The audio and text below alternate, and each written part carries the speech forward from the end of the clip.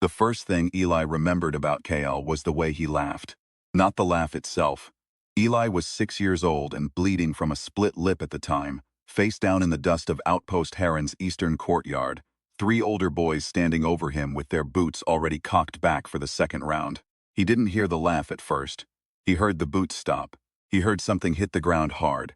Then he heard it, a single bark of pure ridiculous delight, like someone had told the funniest joke in the galaxy at entirely the wrong moment. Kale was 8. He had red hair the color of a dying star, which was fitting because Kale himself was a Varathi, one of the handful of alien refugee children housed at the outpost after the culling of Tessera IV. His species didn't have hair technically. What grew from his scalp was something cloar to bioluminescent filament, but it caught the heron's sun and burned crimson, and every human kid called it hair, and Kale had stopped correcting them after the second week. He had walked into the middle of those 3 boys without slowing down. He'd done something with his arms. An absurd, spinning full-body cartwheel that had no business working as a combat maneuver, and 2 of the boys had gone down just from surprise and the third had run. Then Kale had looked at Eli bleeding in the dirt and laughed that single ridiculous bark. "You fight like a collapsed tent," he said, and offered his hand. Eli took it. 22 years later, Eli Marsh was lying on his back in the maintenance shaft of a consortium cargo hauler, 40 meters above a churning Black Sea, with a dislocated shoulder and exactly 1 functioning hand, trying to remember why he'd ever trusted Kale with his life again. "I have a plan," Kale's voice crackled over the comm. It was the same voice. 22 years and the man still sounded like he was about to laugh. "You said that 40 minutes ago," Eli said through his teeth, right before the part where the cargo bay exploded. The cargo bay exploding was part of the plan. The part where I ended up in the maintenance shaft. A pause. That was a bonus. Eli closed his eyes and breathed. The hauler groaned around him, shuddering against the storm outside. He could feel the whole ship listing. 5 degrees, maybe 7, which meant the stabilizers were shot, which meant whoever was flying his thing was doing it on raw nerve and stubbornness. He knew exactly who that was. "Pip," Eli said. "What's our current altitude?" 412 meters, said the ship's navigator, Captain Elspeth Crow, known to literally everyone as Pip, her voice carrying the particular flatness of someone who had been drunk for the last 6 hours and was now being asked to fly a damaged cargo hauler through a Category 4 ion storm, dropping at about 3 meters per second. "So we've got, give or take, 2 minutes before we become a very interesting reef. You said you'd never crashed a ship." "I said I'd never crashed a ship on purpose." A pause. "This is still technically not on purpose." Eli got his good arm under him and pushed. His shoulders screamed. He pushed anyway. That was the thing about growing up on Heron, about 20 years in the Coalition's recon division, about a decade of running jobs with Kale. You learned that pain was just information, and sometimes you had to hear it and do the thing anyway. He pulled himself through the shaft toward the ladder. They had come to the Vashon system for one reason, the broken blade. That was what the old ones called it. The fragment of an ancient weapon that had been split across 3 locations sometime in the past 300 years, during the war that had ended the Tesseran civilization and scattered its survivors to the edges of known space. The Tesserans were small people, raccoon-faced, with dark eyes that held more history than most species put in libraries. Kale's people. What remained of them ran pawn shops and repair depots and quiet tea houses on the edges of human settlements, and they did not speak of what had happened to Tessera IV, not to outsiders, not in daylight. Kale's grandfather, Ren, was the one who had told Eli. He was 93 years old and ran a shop called Ancient Secrets and Related Items on the edge of the Heron Market District, and he had called them in 6 days ago, with a look on his face that Eli had only seen once before, on the face of Eli's own father at a funeral. He had poured them tea and sat down very slowly and told them what the broken blade was. It was not, as its name might suggest, just a weapon. The Tesserans had built it to house something, a resonance pattern, encoded in the metal at the molecular level, that functioned as a kind of key. Not a key to a door, a key to the thing that had killed Tessera IV. The entity called Okalak, Old Tesseran, meaning roughly the mouth that does not close, was not dead. It had been sleeping, buried in the deep rock of a moon in the Vashon system, sealed there by the sacrifice of the last Tesseran army. The broken blade, reassembled, was the only thing that could kill it permanently, and someone else was looking for it. "Lord Varric," Ren had said, turning his teacup in his old hands. "He was Tesseran once." Before what?" Eli had asked, Ren had looked at him with those dark eyes. Before he stopped being anything we recognized. They had the first fragment, the hilt, pulled from the ruins of old Tessera Station on the edge of the system. They'd had 20 minutes of peace before Varric's enforcers had come through the walls. Now, Eli was climbing a ladder, one-handed above a black sea, with 2 minutes before impact, the hilt of a 300-year-old alien weapon strapped to his back, trying to get to the cockpit before Pip turned them into a reef. He made it in 90 seconds. Pip was sitting in the pilot's chair with both hands on the stick, and her eyes half closed in what Eli had come to recognize as her version of total concentration. She was a small woman with close-cropped gray hair she'd had since she was 30, wearing a flight jacket with 47 patches on it, one for each time she'd been in serious trouble and flown out of it. 47. She'd told Eli that when she hit 50 she was retiring. "I need you to pull up," Eli said. "I'm aware," Pip said without opening her eyes fully. "We're at 200 meters. I can see the altimeter, love. You're going to.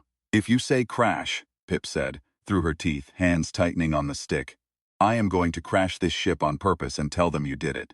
The hauler shuddered. Somewhere aft, something gave way with a sound like a gunshot. The nose came up, grudgingly, like a dog that didn't want to move, and Eli grabbed the co-pilot's seat and held on and watched the altimeter stop dropping. 50 meters, 40. The ship skimmed the wave tops. Spray hit the viewports. 30. Then the sea fell away below them, and they were climbing, slow and ragged and listing badly to port, but climbing. Pip exhaled. "Paris," she said, like she was reminding herself. "We need to get to Paris." The second fragment was in Paris.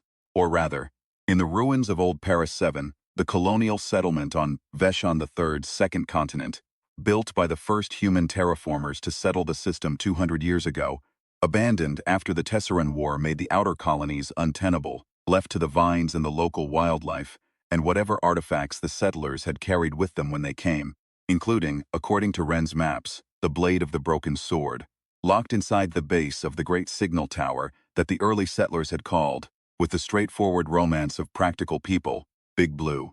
Eli found Kale in the cargo hold, sitting on a crate, eating a protein bar with the particular contentment of a man who had not just nearly died. "You're not even a little worried," Eli said. Kale considered this. "I was worried for maybe 45 seconds, he said. Then Pip swore. When Pip swears, it means she's figured it out." Eli sat down on the opposite crate. His shoulder had stopped screaming and was now sending sharp, specific complaints. He ignored them. "You need to tell me something," he said. Kale looked at him. The bioluminescent filaments on his head had gone a darker shade of red, the way they did when he was uncomfortable. Kale had been born with the ability to mask it. He'd never bothered to learn how, which Eli had always taken as the most honest thing about him. "You only saved me when we were kids," Eli said, "because you wanted to impress Kira Voss." Kale was quiet for a long moment. "I also just didn't like watching people get beaten up," he said. "But Kira Voss was a factor. She was a factor." Eli looked at him. "I built 22 years of my life on that moment," he said, and his voice was flat, not angry, which was somehow worse. "I joined the coalition because of you. I took every job you brought me. I followed you here to the edge of the system with a dislocated shoulder and a piece of an ancient weapon I don't fully understand, because I thought." He stopped, looked at his hands. "I thought you saw something in me worth saving." Kale was quiet for a long time. "I did," he said finally. "I do. I'm not always operating from pure motives, Eli. I never have been. That doesn't mean what followed wasn't real." Eli stood up. "I'm going to sleep for 3 hours," he said. "Then we're going to Paris 7. And after this is done, I need some time to figure out what I think about all of this." He walked out. Kale sat alone in the cargo hold for a long time, the lights of his filaments dim and going amber at the roots, and ate the rest of his protein bar in the dark. Paris 7 was beautiful in the way that ruins are always beautiful, which is to say that the beauty was real but borrowed from something that had ended. The signal tower still stood. Big Blue, 60 meters of early colonial engineering, steel and ceramic and transplanted earth metal alloys, wrapped now in vines the color of copper, surrounded by the low stone shells of what had once been homes. The jungle had taken most of the settlement back. It had left the tower, as if recognizing that it was too stubborn to absorb. They went in at dawn, which on Vashon III lasted about 40 minutes before the light turned brutal and orange. Pip stayed with the ship, which had landed in Ulukring 2 kilometers out and was making sounds that she described as character, and Eli described as structural failure. Varric's enforcers were a day behind them, maybe less. They moved fast. The base of the tower was sealed, colonial lock, 200 years old, built to last. Eli looked at it and felt the specific exhaustion of a man who had gotten very good at a skill he wished he didn't need. "Give me 8 minutes," he said. "You have 5, Kale said, watching the tree line. Eli had it in 6. Inside the tower base it was cool and dark and smelled of old stone and something metallic like copper wire in the rain. The blade was there, laid across a stone shelf, wrapped in the same material as the hilt, preserved across 2 centuries by whatever Tesseract engineering had been folded into it. Eli lifted it and felt the hilt at his back resonate. Not a sound exactly, a vibration, the 2 pieces recognizing each other. "One more," Kale said from the doorway. His voice had gone quiet. "The jewel, where?" "Home," Kale said. "It's been home this whole time. Grandfather kept it. He didn't know what it was until we started looking." Eli held the blade and looked at him. "He has it in the shop," Kale said. "In the display case. He thought it was just a pretty stone." Something cold moved through Eli. "Varric knows that, yes. Varric is a day behind us. Yes. And your grandfather is in the shop. Yes." Kale's voice didn't change, but his filaments had gone white. "We need to go home, Eli." They flew through the ion storm and out the other side of it and did not sleep.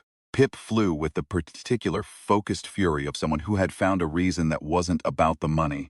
And the ship complained the whole way and held together anyway, which Eli thought was a reasonable metaphor for most things worth doing. They hit Heron airspace 6 hours later and came down fast and hard in the market district, 2 blocks from the shop, because the landing pad was occupied by the 3 black hull ships that Varric's enforcers flew when they wanted to be seen. Eli was out the door before the landing struts finished settling. The market was cleared. People had gone inside, behind shuttered windows, the way people do when they recognize that whatever is happening on their street is something they should not be near. It was midday. The stalls were empty. At the far end, Ancient Secrets and Related Items had its door standing open, which meant either Ren had left in a hurry or someone had opened it for him. Kale came up beside Eli, and without a word they both moved to the far wall of the alley running parallel to the market street, and went fast and low. Eli heard voices inside the shop.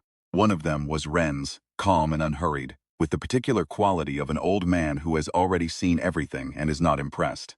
The other voice was something else, not quite humanoid. Not quite not. It spoke in standard with an accent that was more like a distortion. Words bent in directions a human throat wouldn't naturally take them. "You have what I require," the voice said. "I have many things," Ren said. "I run a shop." Eli and Kale came through the door together. The scene inside was orderly in the way that scenes involving armed opponents often aren't. 4 of Varric's enforcers stood at the edges of the room. Humanoid, armored, efficient-looking. Ren sat behind his counter with his tea and his composure. And in the center of the shop, where the afternoon light came through the window and caught the dust in the air, stood the thing that had once been a Tesseract and had stopped. Varric was tall. His had been altered, Eli thought was the cleanest word. Altered by something that wasn't surgery and wasn't biology, something in between. His eyes held no light. The mask he'd worn when his enforcers came for them at Tesseract Station was gone now. This was the real face. And the real face was the face of someone who had traded away so much of himself that what remained was just the shape of a person, empty behind the eyes. "The 2 pieces," he said, looking at Eli's back, "and the bearer knows where the 3rd is." "Nobody has to die today," Eli said. Varric looked at him with those empty eyes. "You are not in a position to determine that." "I'm standing between you and what you want," Eli said. "That's a position." The fight happened fast. Eli had expected it. You don't negotiate with empty eyes, you just talk long enough to find the angle. And he'd been calculating the room since he walked in. 4 enforcers, 4 corners, 1 narrow shop, a counter that Ren was already moving behind, 1 door, Kale on his left. Eli went for the nearest enforcer and hit him with a shoulder charge, the dislocated shoulder, which immediately sent a white flash of pain through his whole side, which he processed and filed and kept moving. The enforcers went back into the display case, and it shattered. And in the noise and glass, Kale was already moving, doing that same ridiculous spinning cartwheel. 22 years later, still no business being a combat maneuver, still inexplicably effective, and 2 enforcers went down trying to figure out what they were looking at. The 4th enforcer had a weapon drawn. Ren hit him with a ceramic teapot. It broke cleanly over the enforcer's helmet. It did not technically do significant damage, but it surprised him exactly enough for exactly long enough. And Eli closed the distance and took the weapon away. Varric had not moved. He stood in the center of the shop, watching this with those empty eyes. And Eli realized that he'd been watching them solve the room, the way a person watches a math problem being worked out on a board. Not threatened, observing. "You have 3 pieces," Varric said. "You can't assemble them without knowing the pattern." "We don't need to assemble them," Eli said. "We need to get them to someone who can." Varric moved. He was fast in a way that Eli wasn't ready for. Fast and wrong, angles that a body shouldn't have. Like the alterations had removed some of the constraints that kept motion from being efficient. Eli got the weapon up, but Varric was already past it, had Eli's arm, had the hilt from his back, was through the door before Eli could get his feet under him. "Grandfather," Kale said, already moving for the display case. Ren placed the jewel on the counter. It was small, the size of a thumb, deep blue, cut in a shape that Eli didn't have words for. Kale picked it up, and his filaments went brilliant white, and something moved through the room that wasn't sound, and wasn't light but was both. And Eli felt it in his back teeth. "He has the hilt," Eli said. "Then we go to the volcano," Ren said, and stood up from behind the counter with a calm that Eli had stopped trying to understand. "There is only one place all 3 pieces will respond to each other. Varric knows this. He is going there because he needs the assembly site. So do we." "What does he want with it?" Eli said. "Why does Varric want to kill Okalak? That thing destroyed his own people." Ren looked at him with those dark eyes. "He does not want to kill it," Ren said softly. "He wants to free it." Mount Karen was an old volcano on Heron's northern continent. Considered dormant by most of the geological surveys, considered sacred by the remaining Tesseran community, considered deeply inconvenient a lie as he climbed its eastern face in the dark with a dislocated shoulder, a broken comm unit, a fragment of an alien weapon, and Kale moving ahead of him in silence. Pip had stayed with the ship again. This time she had not argued. "If I don't come back," Eli had said. "You'll come back," Pip said, not looking up from her diagnostics. "You're the most stubborn person I've ever flown, and I've flown Tesserans." The crater rim was visible from 2 kilometers out, not because of any natural light, but because Varric was already there, and whatever process he'd begun when he arrived had made the rock begin to glow. Not hot, something else, a resonance. The same kind of resonance that Eli had felt when the hilt and blade came near each other, but vast and wrong. They came over the rim and saw it. Varric stood at the center of the crater floor with the hilt held before him. The jewel and the blade were, evidently, the pieces that activated the site. He'd known they'd come. He'd wanted them to come. He needed all 3 together in this place. And he couldn't take the jewel and blade by force because the weapon would not respond to his hands. So he'd set it up. He'd let them bring the pieces here. "He planned this," Kale said. "Yes," Eli said, "from the beginning. Yes, they went down anyway. The resonance pattern inverted will not kill Okalak," Varric said, as they reached the crater floor. He wasn't looking at them. He was looking at the rock, which pulsed now with a blue-black light. "It will break the seals. It will free it. And Okalak will do what Okalak does, and this system will be clean." "Clean," Kale said. "Nothing. No Tesserans, no coalition. No memory." Varric turned, and in the glow his empty eyes had gone darker than dark. "A wound cauterized. Your own people," Kale said. "My own people are dead," Varric said. "What remains are the witnesses. And witnesses remember. I would prefer that no one remembers." He was going to win. Eli understood this with the clarity that comes in the last 30 seconds of a bad situation. Varric had the hilt. The site was activating, and even if Eli handed over the blade and jewel, the assembly would go wrong. The weapon built to kill Ochalot would instead become the key to set it loose. The math was not in their favor. Kale passed the jewel to Eli without a word. Eli looked at it, then at Kale. "What are you doing?"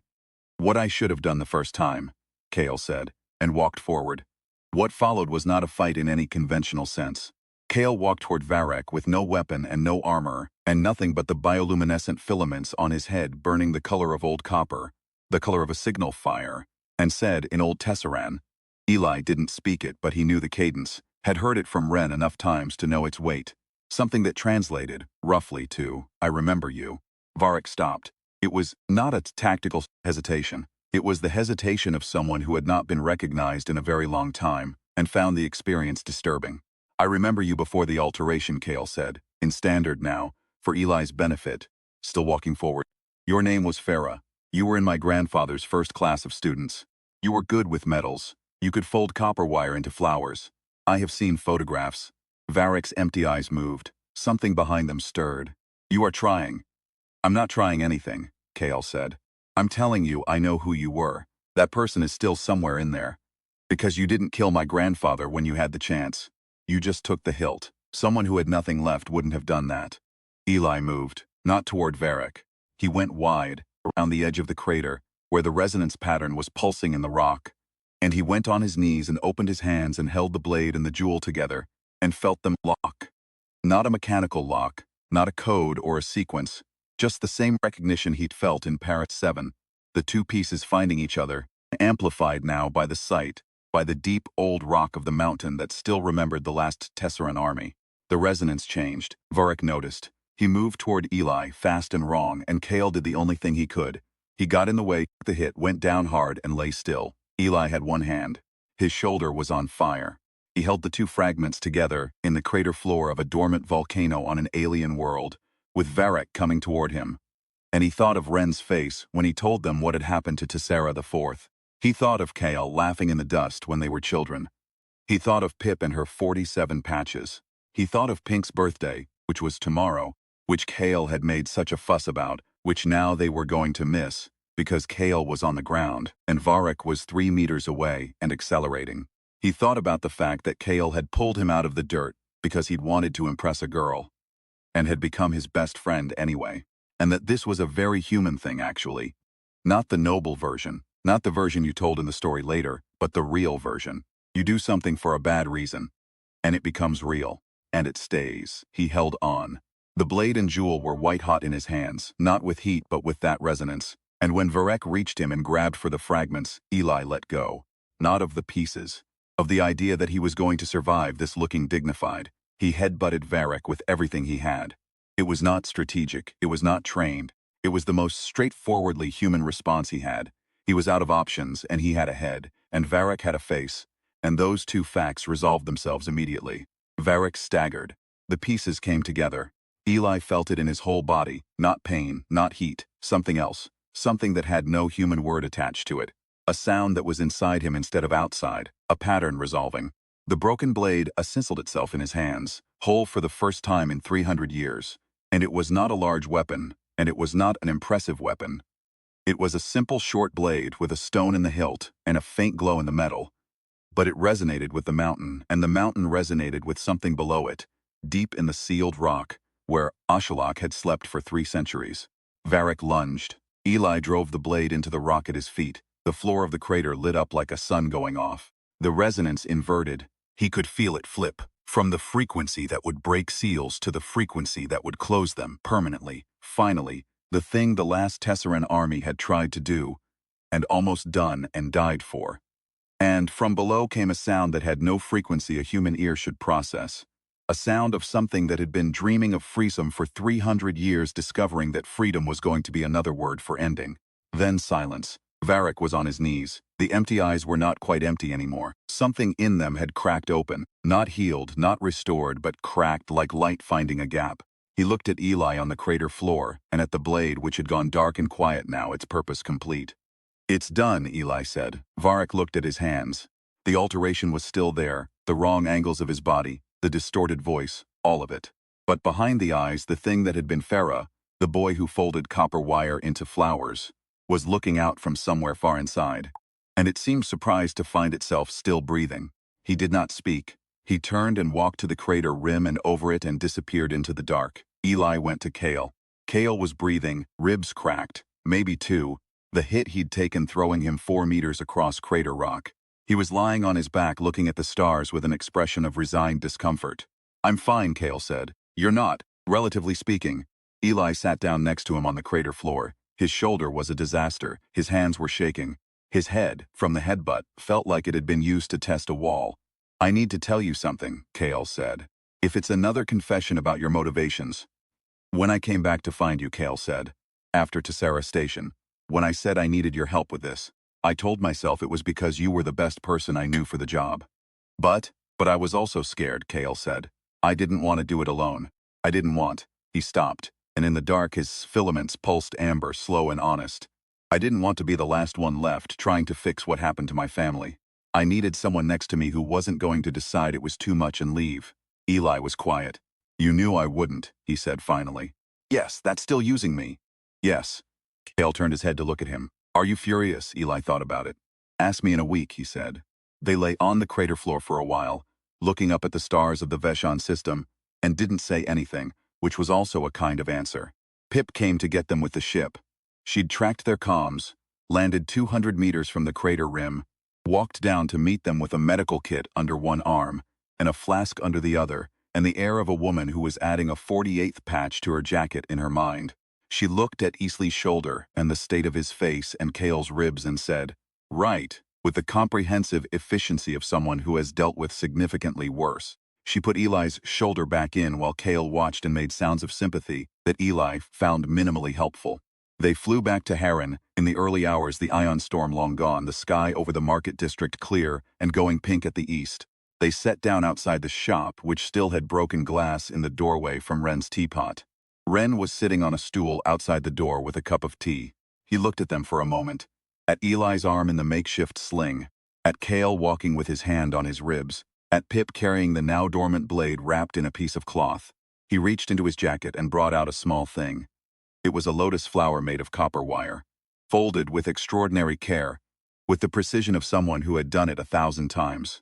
He held it out to Eli. "Tesseran custom," Ren said. "When someone outside the family carries a grief that is not theirs, and carries it anyway, and does not put it down, we give them this." He turned the flower in his fingers.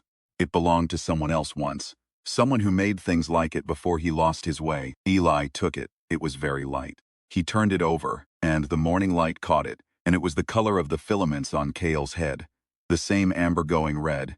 And he held it in his good hand and thought about the fact that he'd been following this man for 22 years, for mixed reasons, and stayed for real ones, and that you could not always tell the difference from the beginning, and had to wait to find out from the inside. "Pink's birthday is today," Cale said from somewhere behind him. "We missed it," Eli said. "We missed it by about 3 hours. The morning technically counts." "Does it?" "I'm going to tell her it counts." Eli turned and looked at him. Cale was standing in the broken doorway of the shop, ribs taped, filaments going the warm orange of early morning, smiling the way he'd smiled since he was 8 years old in the dust of the courtyard. Like the joke was always just a little bit on him, and he'd decided that was fine. "Fine," Eli said. He pocketed the copper flower. Inside the shop, somewhere in the back, Ren began to brew more tea. It was a small sound, tea water heating. The ordinary domestic percussion of a morning after something large. The shop was a wreck. Glass in the corners, display cases broken, the peculiar archaeology of a fight layered over the quiet archaeology of decades of collected things. But the shelves still held what they held, and the light came through the window the way it always did. And the tea was going to be ready in 3 minutes. Eli sat down on the stool outside the door that Ren had vacated and let his shoulder rest and watched the market district wake up. Shutters opening. A cart being wheeled out. Someone at the far end burning something that smelled like bad coffee. He thought about what Varric had said. A wound cauterized. Nothing left to remember. He thought about the copper flower in his pocket. He thought about how stubbornly the universe insisted on being remembered. The thing about humans, Eli thought. The thing that the Tesserans who came after the war had noted in their careful, quiet way. The thing that Ren had once said to him over tea in this same shop on a different small crisis of a day, was that they did not stop carrying things. They were not good at putting things down. Other species, confronted with grief, developed rituals to lay it aside. Humans folded it in and built something around it, and then walked on. It was an inefficiency. It was also, apparently, a weapon. They had not won today because of any tactical genius. They had won because Cale had recognized a man he'd never actually met in an altered face that had given up being recognizable. Because Eli had held on past the point of holding on. Because Pip flew a dying ship on bad math and stubbornness. Because an old man hit a soldier with a teapot. Because you did the dumb human thing and kept going anyway. "You coming in?" Cale said from the doorway. "In a minute," Eli said. He sat in the morning light and let it warm his face. And didn't move for a while, which was the most rest he'd had in 6 days, and which was enough. When the tea was ready, he went inside.